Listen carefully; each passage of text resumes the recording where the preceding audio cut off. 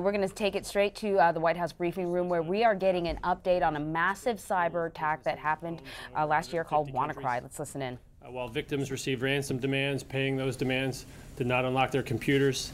This was a careless and reckless attack. It affected individuals, industry, governments, and the consequences were beyond economic. The computers affected badly in the UK, and their healthcare system put lives at risk, not just money. After careful investigation, the United States is publicly attributing the massive WannaCry cyber attack to North Korea. We do not make this allegation lightly. We do so with evidence, and we do so with partners. Other governments and private companies agree. The United Kingdom, Australia, Canada, New Zealand, and Japan have seen our analysis, and they join us in denouncing North Korea for WannaCry. Commercial partners have also acted. Microsoft traced the attack to cyber affiliates of North Korean government, and others in the security community have contributed their analysis. The stability of the internet and the security of our computers is vital to free and fair trade and the fundamental principles of our liberty. And accountability and cooperation are the cornerstone principles of our cybersecurity strategy. North Korea has acted especially badly, largely unchecked for more than a decade. Many of you have reported on that. Its malicious behavior is growing more egregious, and stopping that malicious behavior starts with this step of accountability. The attribution is a step towards holding them accountable, but it's not the last step. Addressing cybersecurity threats also requires governments and businesses to cooperate to mitigate cyber risk and to increase the cost to hackers by defending America. The U.S. will lead this effort. President Trump has rallied allies and responsible tech companies around the free world to increase the security and resilience of the internet. Cooperation between industry and good governments will bring improved security, and we can no longer afford to wait. We applaud our corporate partners, Microsoft and Facebook especially, for acting on their own initiative last week without any direction by the U.S. government or coordination to disrupt the activities of North Korean hackers. Microsoft acted before the attack in ways that spared many U.S. targets. Last week, Microsoft and Facebook and other major tech companies acted to disable a number of North Korean cyber exploits and disrupt their operations as the North Koreans were still infecting computers across the globe. They shut down accounts the North Korean regime hackers used to launch attacks and patched systems. I'm extremely proud of the hard and dedicated work of the intelligence services and cybersecurity professionals, and I'm very happy today to have one of the finest with me. I'd like to introduce Jeanette Manfra, Assistant Secretary for Cybersecurity and Communications at DHS. I call today, and the President calls today on the private sector to increase its accountability in the cyber realm by taking actions that deny North Korea and the bad actors the ability to launch reckless and destructive cyber acts. As responsible U.S. companies join us in this cooperation, it will fall to Jeanette and her leadership team, Chris Krebs, Secretary Nielsen. They are in charge, literally, of coordinating the operations that will protect us. As we make the internet safer, we will continue to hold accountable those who harm us or attempt to threaten us, whether they act alone or on behalf of criminal organizations or hostile nations. With that, I turn it over to Jeanette. Thank you. Thank you, sir. At DHS, cybersecurity is a core mission of ours. And just like preventing terrorism or responding to hurricanes and wildfires, it is a shared responsibility between government, industry, and the American people. WannaCry is a great example of how this partnership works. It began on May 12th, the Friday before Mother's Day. We first learned that something unusual was happening from our partners in the Asia-Pacific region. As the malware traversed the globe, we received information from our partners in Europe. As the day went on and the National Health Service in the UK was impacted, we knew we were dealing with a serious issue and began to activate our domestic industry partnership. By mid-afternoon, I had all of the major internet service providers either on the phone or on our watch floor sharing information with us about what they were seeing globally and in the United States. We partnered with the Department of Health and Human Services to reach out to hospitals across the country to offer assistance. We engaged with federal CIOs across our government to ensure that our systems were not vulnerable. I asked for assistance from our partners in the IT and cybersecurity industry, and by 9 p.m. that night, I had over 30 companies represented on calls, many of whom offered us analytical assistance throughout the weekend. By working closely with these companies and the FBI throughout that night, we were able to issue a technical alert publicly that would assist defenders with defeating this malware. We stayed on alert all weekend, but we're largely able to escape the impacts here in this country that other countries experienced. In many ways, WannaCry was a defining moment and an inspiring one. It demonstrated the tireless commitment of our industry partners, a moment that showed how the government and private sector got it right, that our preparation, our investments in cybersecurity, keeping our systems up to date, and sharing information paid off. Although the WannaCry attack demonstrated our national capability to effectively operate and respond, we cannot be complacent. We are seeing increased activity and sophistication from both nation-states and non-state actors. In many instances, these are the same adversaries we have faced in the past. They're just now operating in a different space. Most devices are connecting to the internet, which broadens the threat landscape and compounds the challenge for security practitioners. And there is no sign of these trends abating in the years to come.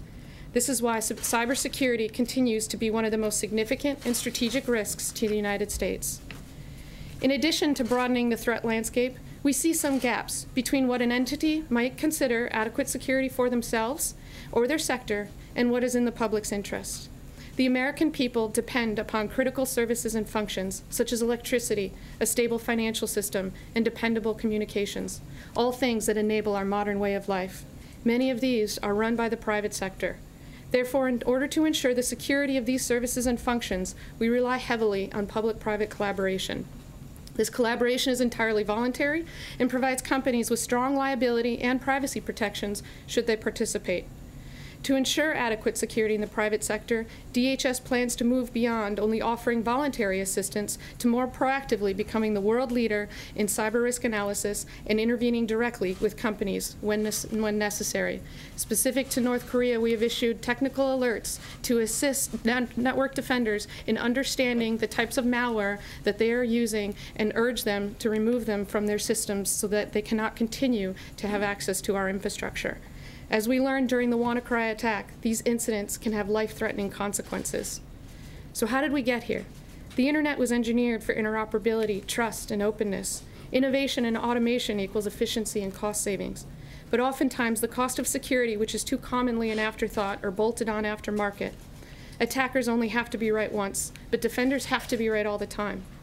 Some say that defending cyberspace is impossible and that attacks are inevitable. I disagree with this assumption. We can take small, tangible actions to make the cyber ecosystem safer. Our goal is a cyber environment where a given threat, such as a malicious email, can only be used once before it is blocked by all other potential victims. We need to get to the advantage to the defender. We make it way too easy for attackers by operating independently. Our adversaries are not distinguishing between public and private, so neither should we. Government and industry must work together now more than ever if we are serious about improving our collective defense. We cannot secure our homeland alone. A company can't single-handedly defend itself against a nation-state attacker. Cybersecurity is a shared responsibility. We all play a part in keeping the internet safe. To prevent another attack like WannaCry, we are calling on all companies to commit to the collective defense of our nation. And this commitment does not end on our borders. As identified in the WannaCry incident, cybersecurity defense is a global challenge. As many as 150 countries had systems infected by this ransomware, and it is only through international partnerships that the United States had time to prepare. Therefore, we are working to strengthen our international partnerships with cybersecurity centers across the world. We are taking a greater leadership role in cybersecurity at DHS. We seek to drive the market toward more secure, scalable, and interoperable solutions. Ahead of us lie great challenges, but even greater opportunities, which I know we can accomplish by working together. Thank you very much. Thanks, Jeanette. Questions, sir? Two questions. The United States was apparently a bit slow to publicly identify North Korea as the culprit in all of this. Was there some new evidence that came to the fore that led to making this public conclusion? Second question is about Marcus Hutchins, who's been identified as an individual who helped out to stop the WannaCry. What's going to happen to him given the fact that he's been locked up on unrelated charges? Will the U.S. intervene? So two questions there. One, did we do it too slowly? No, my answer is no. I think the most important thing is to do it right and not to do it fast. we took a lot of time to look through classified, sensitive information. What we did was rely on, and some of it I can't share, unfortunately, technical links to previously identified North Korean cyber tools, tradecraft, operational infrastructure. We had to examine a lot, and we had to put it together in a way that allowed us to make a confident attribution.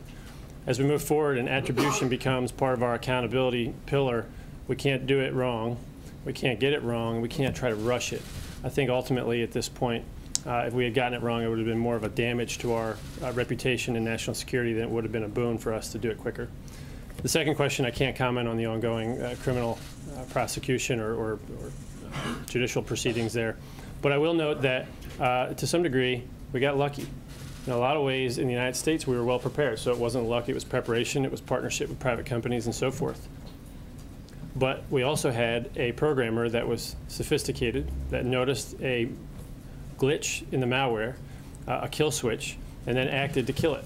He took a risk, but it worked, and it caused a lot of benefit.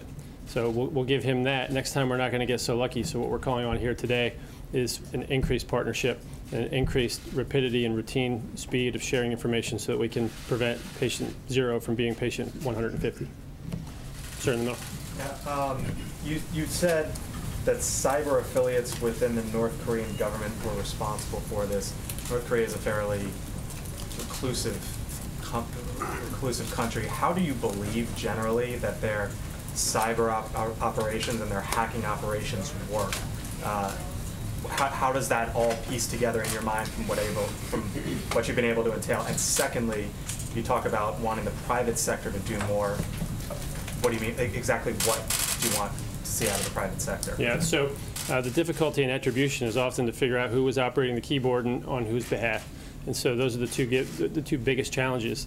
People operating keyboards all over the world on behalf of a North Korean actor can be launching from places that are not in North Korea. And so that's one of the challenges behind cyber attribution.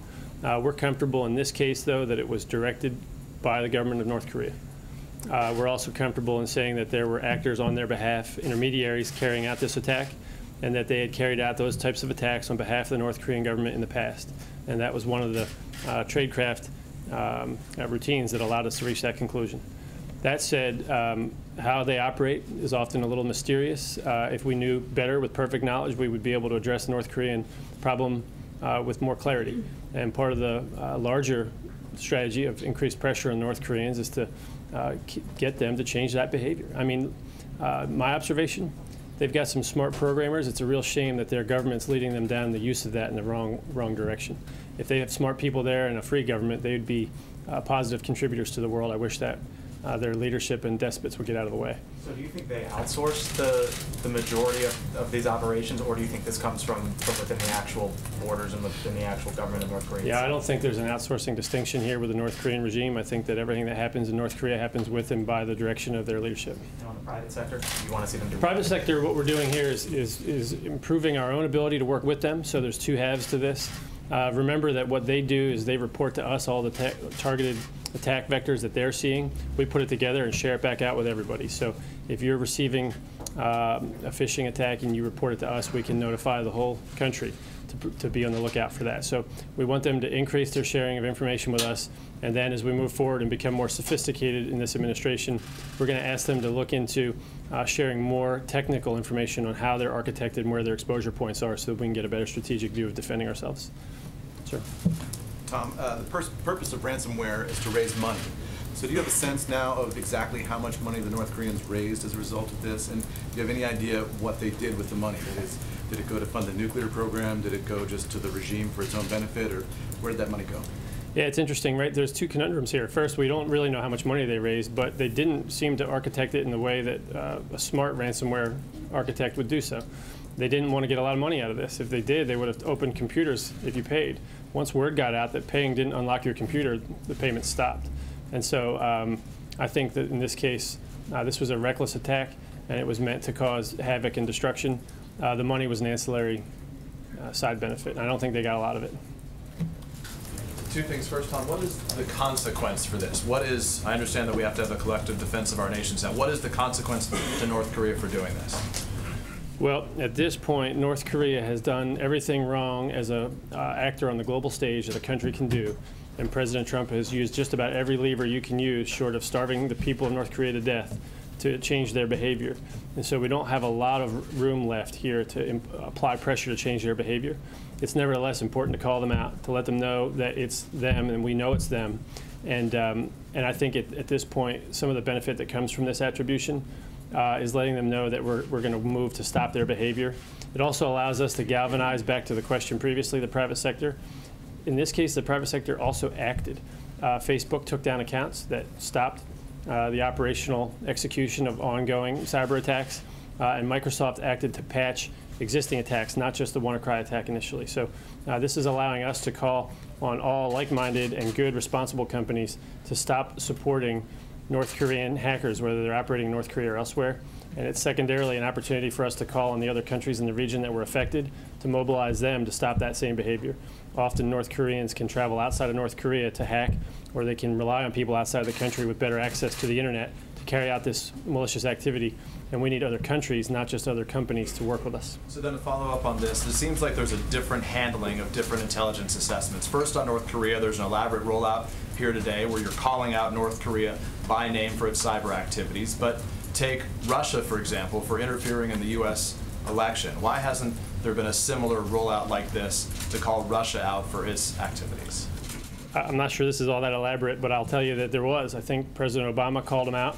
And I think for what it's worth and underreported, President Trump not only continued the national emergency for cybersecurity, but he did so himself and sanctioned the Russians involved in the hacks of last year. And so, I think that was the appropriate act. I think he's continued that for another year, and we'll probably continue it for the year after that. Have all the sanctions been implemented? This was the continuation of the national emergency with respect to significant malicious cyber-enabled activities. President Trump continued that national emergency pursuant to the International Emergency Economic Powers Act to deal with the unusual and extraordinary threat to the national security, foreign policy, and economy of the United States. Now look, in addition, if that's not making people comfortable, this year we acted to remove Kaspersky from all of our federal networks. We did so because having a company that can report back information to the Russian government constituted a risk unacceptable to our federal networks. In a spirit of cooperation, which is the second pillar of our strategy, accountability being one, cooperation being the second, we've had providers, sellers, retail stores follow suit, and we've had other private companies and other foreign governments also follow suit with that action. I think we're leading to take bad actors, whether they be Russia, North Korea, at times China and Iran, off the internet, knocking them off their game. And I think today's about North Korea, but I welcome the question on Russia. I think we stand with a good record. Sir. Thanks, Tom. I have a follow-up on that and a separate question. The President has said, sort of casting doubt on the findings about Russian interference. He said, unless you catch the hackers in the act, it's very hard to know exactly who is behind it. Very true. Did the U.S. catch the North Koreans in the act on this? Yeah, that's the key here, right? So today took us a little while, but we did it in a thoughtful manner because we believe now we have the evidence to support this assertion. It's very difficult to do when you're looking for individual hackers or different groups. In this case, we found a concerted effort. And secondly, you mentioned earlier that North Korea has acted especially badly, and you said largely unchecked for the last decade. Now, there's been reporting that the U.S. has actually acted to combat North Korean interference. We've taken actions, reportedly against their nuclear facilities in terms of using our own capabilities. Obviously, none of that is being confirmed on the record, but when you say largely unchecked, doesn't that sort of undermine the idea that the U.S. has actually taken action to combat what North Korea is doing? No, I think President Trump's made it very clear that his view is that previous administrations of both parties could have done more and should have done more, in his opinion, to apply more pressure under North Korea when the opportunity to do so might have resulted in a better world. And I think at this point, the cyber issue has come on the heels of his other decisive actions, so it leaves us with little room left to apply additional pressure, but we will continue to apply that pressure campaign without any wavering. David. Thanks very much for doing this. Can you take us a little more into your attribution process here? You said the leadership of North Korea ordered this. That's not something that would necessarily be visible from the code itself. That's right. Can you tell us a little bit about that within the limits of what you can, and whether you believe Kim Jong-un was directly involved in that decision. Can you also tell us a little bit about what you think the motive was? As you pointed out, ransom seemed to be sort of a cover story. Chaos, you can see that, but that's not the usual North Korean MO. They usually have something that's a little more concentrated, and your map shows this is all over the place, Indonesia, Japan, places, right? So tell us a little bit about that and how attribution got you to intent. Yeah, so let me go backwards on those, if you don't mind, address them in reverse order. One of the difficulties here of this assertion is that it is wanton and reckless. And it's also one of the most troubling attributes of what we've seen in WannaCry and why it's so important for us to treat this one differently. The idea here, David, is that what discriminates on the map is not the intent of the attacker, but the quality of the defenses and security of the people that they sought to attack. So the targets in the United States were harder, thanks to people like Jeanette. So they were suffering less. People in Russia, people in China took this one badly. Some sectors in Great Britain took this one very badly, and so their computers weren't defended properly in this case, or at least in time, I shouldn't say properly. We're all struggling to keep up with this increasingly reckless behavior. So I disagree that they're looking to be more targeted and more sober in their calculus. I think at this point North Korea has demonstrated that they want to hold the entire world at risk, whether it be through a nuclear missile program or through wanton cyber attacks. Secondly, it's a little tradecraft to get to your second question. It's hard to find that smoking gun, but what we've done here is combined a series of behaviors. We've got analysts all over the world, but also deep and experienced analysts within our intelligence community that looked at not only the operational infrastructure, but also the tradecraft and the routine and the behaviors that we've seen demonstrated in past attacks. And so you have to apply some gumshoe work here, not just some code analysis. Had they not been able to take advantage of the vulnerabilities that got published on the Shadow Broker's website, do you think that would have made a significant difference in their ability to carry out the attack? Yeah, so I think what Dave is alluding to here is that vulnerabilities exist in software. They're not almost never designed on purpose. Software producers are making a product and they're selling it for a purpose. When we find vulnerabilities in the United States government, we generally identify them and tell the companies, and so they can patch them. In this particular case, I'm fairly proud of that process, so I'd like to elaborate. Under this president's leadership and under the leadership of Rob Joyce, who's serving as my deputy now and the cybersecurity coordinator, we've led the most transparent vulnerabilities equities process in the world. And what that means is the United States government finds vulnerabilities in software routinely, and then at a rate of almost 90% reveals those. They could be useful tools for us to then exploit for our own national security benefit. But instead, what we choose to do is share those back with the company so that they can patch and increase the collective defense of the country. It's not fair for us to keep those exploits while people sit vulnerable to those totalitarian regimes that are going to bring harm to them. So in this particular case, I'm proud of the VET program, and I'd go one step deeper for you.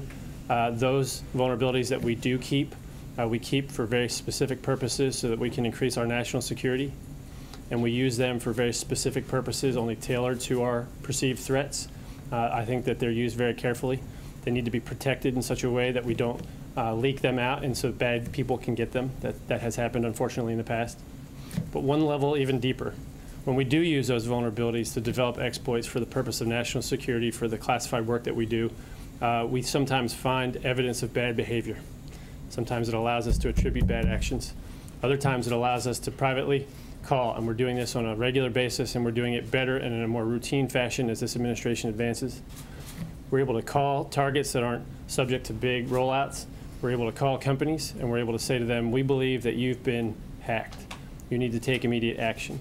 It works well. We need to get better at doing that, and I think that allows us to save a lot of time and money. So that process is an equities balancing process. I think we've got it right, and I know the United States is by far head and shoulders above any other country in the world. Yeah. Two things. One, on a matter of policy, is this administration's policy that an attack on a U.S. company constitutes an attack on the U.S. government? How did you get to that conclusion that you're clearly holding the state of North Korea responsible here? So can you explain that policy? And then on digital currency, I believe, I know you said not much money was raised off this, you don't think, but that seems to be sort of an open space since that does appear to be how the hackers were seeking any compensation. Right. What are you doing on that front? Yeah, so any cryptocurrency might be difficult to track. So it's both a good and a positive innovation, but also a concern, as we hope it doesn't end up being used for illicit behavior. In this particular case, our assumption on them not raising a lot of money comes from our belief that the hackers hit targets that then reported to us what they did about it. The targets seems to have reported to us, by and large, that they mostly didn't pay. Some seem to have tried to pay and then quickly reported to others online and through other media that they weren't getting their computers unlocked, and so the others stopped paying. Does that make sense? So we're able to track the behavior of the targets in that case. But without that report, you would not have necessarily had visibility into how this cryptocurrency was being used or manipulated. Yeah, I'm going to reserve judgment on that. It is a difficulty that, as a general matter, I'm not sure how we would have tracked cryptocurrency into this particular country, so I'll have to get back on that. But I will say that your last question is open. It's not about holding a country accountable. It's about simple culpability. We've determined who was behind the attack, and we're saying it. It's pretty straightforward. It's all I've learned about cybersecurity. I learned in kindergarten. We're going to hold them accountable, and we're going to say it. And we're going to shame them for it. And when we need to increase our collective defenses, we're going to cooperate, and we're going to try to trust each other more. And I think companies are demonstrating that trust. I think this president's inspiring that kind of trust. I think he's bringing them together in a way that's got them feeling like we're on their side. And I think it's going to improve our security. But is that why, in this case, you're saying an attack on U.S. companies constitutes an attack on the U.S. government? I'm not saying that. That's not the policy, and you're not moving in that direction to make that policy? That's not the policy right now, no. How do you expect North Korea will respond after I'm sorry, can you say again? Yes. How do you expect that North Korea will respond after this announcement? I hope that they decide to stop behaving badly online. I'm not naive. And I think they'll probably continue to deny and to continue to believe that they're beyond repercussions and beyond consequences. But I think at some point they're going to realize that this president in this country and the allies that he's rallied unanimously around this cause will bring them to change their behavior. And if they don't, this president's going to act on behalf of the United States and its national security interests and not the national security interests of another country. I think he's been clear on that, and I'm glad he's our president in that regard. Yeah. Can you say how the president initially interpreted these findings? How many times he was briefed? Was he receptive? Or did he have any doubts? And then secondly, Senator Lindsey Graham says there's a 30% chance that the president will act to strike North Korea. And if they test another nuclear weapon, that jumps to 70%. Do you dispute Graham's claims? Yeah, I have no ability to put a percentage on those outcomes. I hate to do so. It doesn't seem productive for me to do so. That said, the president's briefed regularly by the heads of his intelligence communities, and that's how he received this information. Sir. So you talked about the 90% of times when you guys share information back with companies rather than exploit those vulnerabilities. Was this one of the 10% that you guys had held on to? So I think there's a case to be made for the tool that was used here being cobbled together from a number of different sources. But the vulnerability that was exploited, the exploit developed by the culpable party here is the tool, the bad tool. But the underlying vulnerability in the software that they exploited predated and pre-existed, I believe, our administration taking power. And so I don't know what they got and where they got it, but they certainly had a number of things cobbled together in a pretty complicated, intentional tool meant to cause harm that they didn't entirely create themselves. And part of that allowed us to attribute their behavior and their culpability here because we were able to look at where they got different parts and tied them together and how they did so. And when they tied them together, they used their tradecraft and revealed their hand. Yeah. I just want to follow up on that a little bit. One of the criticisms that came out in late May after this was that the NSA chose to hoard security holes in operating systems. It's been criticized by Microsoft's Brad Smith, even Vladimir Putin. Brad Smith writing, this attack provides yet another example of why the stockpiling of vulnerabilities by governments is such a problem. You're talking about private industry needing to step in information sharing, but how much is the U.S. government, and specifically the NSA, to blame for this? No, not at all. And I think that while the U.S. government needs to better protect its tools, and things that leak are very unfortunate, and we need to apply security measures that prevent that from happening, I think Brad also now appreciates more and better what we hold on to and why we hold on to it. And in part, he appreciates that more and better because we've made it a transparent process. It's something that we Holding on to it, addressed though, and how's the changed under transparent? President Trump's tenure. It's something we rolled out, and while you're quoting people that have criticized us, I'll tell you back that even the ACLU complimented us for how well that process rolled out and how transparent it is. This is Microsoft. I mean, Yeah. you're talking about Microsoft today, and private Brad Smith industry is to step standing up. with me on this. He'll stand with me on television if you need him to. Brad's a good partner for this country, and Brad has come out in this particular case and joined us in this attribution. So I think Microsoft is a strong partner. I have absolutely no fear that there's any wedge between us. Okay, but you didn't really answer the question fully, like what I'm trying to get at. I is you haven't believe I provided did, the so let me back up assurance. and tell you why I thought I did, ma'am. I didn't mean to give you short shrift. The reason I thought I answered it already is in part because Mr. Sanger's question earlier touched on the vet process. So I'll go back. What Brad was talking about at that time, at the time that quote was made contemporaneous to that remark, was his belief that we were not adequately weighing the different equities in the process when we held on to tools or vulnerabilities that we discovered inside the government. Now he understands how that process works because we've made it transparent and we've opened it. At the time he made those comments, it was not an open and transparent process. So we're still holding on to tools. As I said, we hold on to about 10%, give or take, of the vulnerabilities that we find for the purpose of national security exploitation. So how does that make the private industry feel comfortable this can't happen again if you're still doing that and not providing 100% transparency? We don't use them to attack anyone indiscriminately. We certainly didn't attack 150 countries and hundreds of thousands of computers. The North Koreans took a vulnerability, modified it into a weapon, and deployed it recklessly, not the United States. I'm going to wrap that with, can I go last question? Just one more follow-up to what Margaret had asked you about cryptocurrency since we have you here. You said it's difficult to track. Sarah had told us a couple weeks ago that you were monitoring it. What exactly is being monitored? Why are you monitoring it? What is the administration's position on this seemingly booming industry or sector? Yeah, we don't have a formal position on blockchain currencies and cryptocurrencies at this point. Blockchain technologies operate in a way that there's, I guess, great hope and promise. They also have some, they also present some security risk and concern for us. And so I think what Sarah meant to tell you is that I track and monitor this very closely from a security perspective because, among other things, I'm not only advising on cyber policy but also on counterterrorism policy. And so what we want to make sure is that blockchain cryptocurrencies aren't being used to support illicit behaviors in a way that we can't discover. But we have other people in the administration equally following it for the promise it provides economically and from a trade perspective. So we don't have any negative or positive view on it right now, but we have to monitor it closely as this new technology is becoming quite, I guess, expensive. Lucrative. Does it need regulation? Not prepared to say that now. Thank you.